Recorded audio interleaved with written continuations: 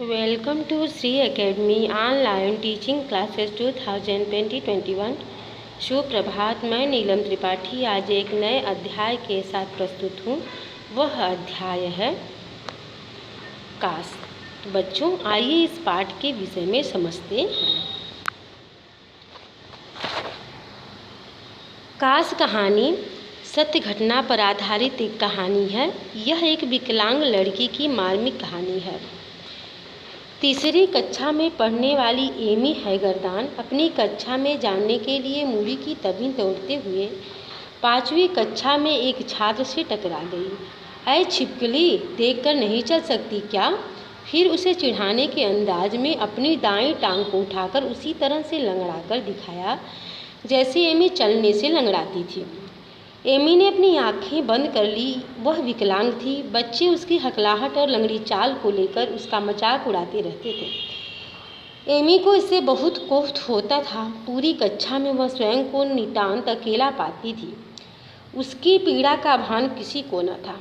उस दिन एमी घर में गुमसुम सी थी। उसकी माँ को यह मालूम था कि एमी स्कूल से परेशान थी।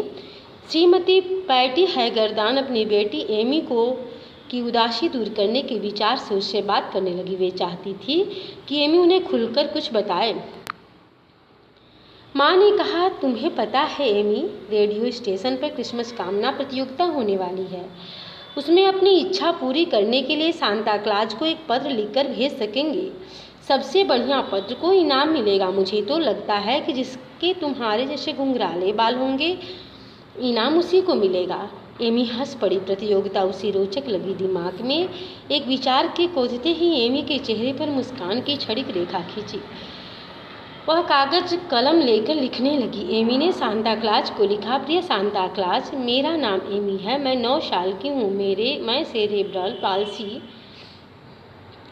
रोग से पीड़ित हूँ। जिस तरह मैं बोलती तथा चलती हूँ, इस पर स्कूल के बच्चे मुझ पर हंसते हैं, मुझे चिढ़ाते हैं। क्या तुम मेरी यह कामना पूरी कर सकते हो कि मेरे जीवन में कोई एक दिन ऐसा हो जब मुझे कोई न चिढ़ाए? काश मेरी कामना पूरी हो सके।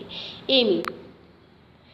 घर में किसी को एमी की इस कामना के बारे में पता नहीं था। वे सोच रहे थे कि एमी शायद 3 फुट की बारबी गुड़िया मांगेगी, जिसे डिपार्टमेंटल स्टोर में वह बड़ी ललचाई नज़रों से देखती थी, या फिर कोई कार्टून की किताबें मांगेगी। फोर्ट वाइन इंडियाना के रेडियो स्टेशन पर क्रिसमस कामना प्रतियोगिता के बच्चों की चिट्ठियों का अंबार लग गया। बच्चों ने अपनी इच्छाओं को बड़े मज़ेदार ढंग से सांता क्लॉज के सामने रखा था।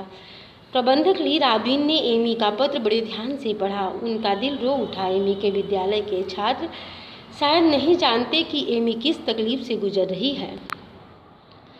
अगले दिन समाचार पत्र न्यूज सेंटिनल के पहले पृष्ठ पर एमी का चित्र था। उस क्रिसमस कामना पत्र प्रथम पुरस्कार के हकदार के अंदर छपा। कहानी तेज से फैली। चारों ओर एमी तथा उसकी सहस्त्री क्रिसमस कामना के बारे में चर्चा होती रही। देखते देखते उस छोटी सी बच्ची के लिए बोरों में भर भर कर चिट्ठियाँ आने लगी। शुभकामनाएं, प्रेरणा तथा मुसीबतों से डटकर सामना करने की इच्छा शक्ति को बलवती बनाने के लिए पूरे देश के 2000 से भी अधिक लोगों ने एमी को पत्र भेजे। उस क्रिसमस पर जिसे एमी कभी भूल नहीं सकती, एमी के 2000 से भी अधिक शुभकामना पत्र प्राप्त हुए। कुछ विकलांग भी थे तथा कुछ शारीरिक रूप से कमजोर। एमी के लिए हर पत्र में संदेश था। एमी को लगा वह अकेली नहीं है। इतनी बड़ी दुनिया में बहुत से उसके हमदर्द थे। 6ठी कक्षा टेक्सास में पढ़ने वाली लियन का पत्र अत्यंत ही प्रेरणादायक था। एमी की उदासीनता दूर हो गई। साउथ वैन की प्राथमिक पाठशाला में एमी को उसी क्रिसमस कामना का पूरा दिन बिना चिढ़ाए बिना सताए मिल गया। इसके अतिरिक्त हर स्कूल में हर एक को शिक्षा का एक मंत्र भी मिला।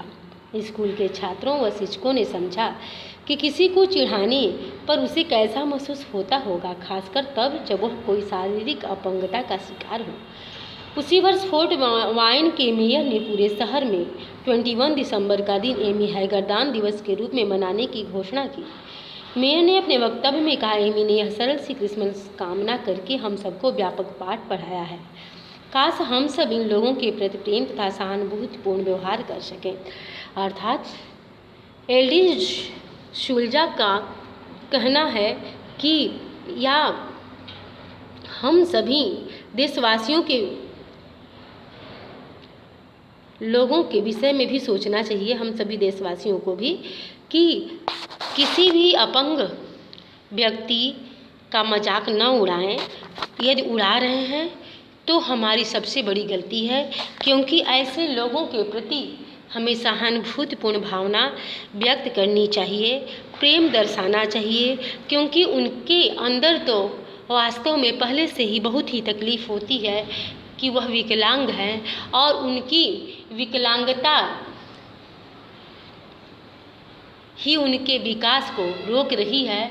यह सारी भावनाएं उनके अंदर पहले से ही विद्यमान होती है और वह बहुत दुखी होते हैं, और ऐसे दुखी लोगों को हमें खुश करने का प्रयास करना चाहिए, क्योंकि सभी मनुष्य ईश्वर के बनाए हुए हैं और सबको खुश रहने का अधिकार है।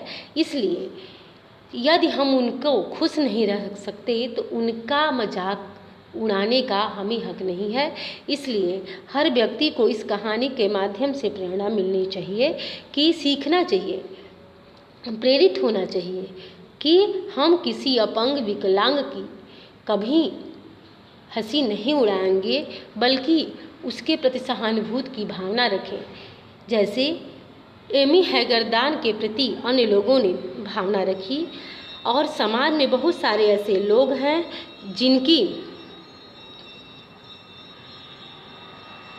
अनेकों प्रकार की कमियां हैं, जिनके साथ वे झेलते हैं। तो ऐसे लोगों को कभी भी सताया न जाए, चिढ़ाया न जाए।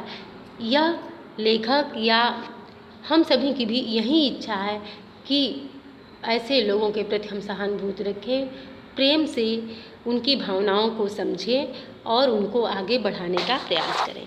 तो आशा है बच्चों आप सभी लोग इस पाठ की कहानी को समझ गए होंगे। धन्यवाद।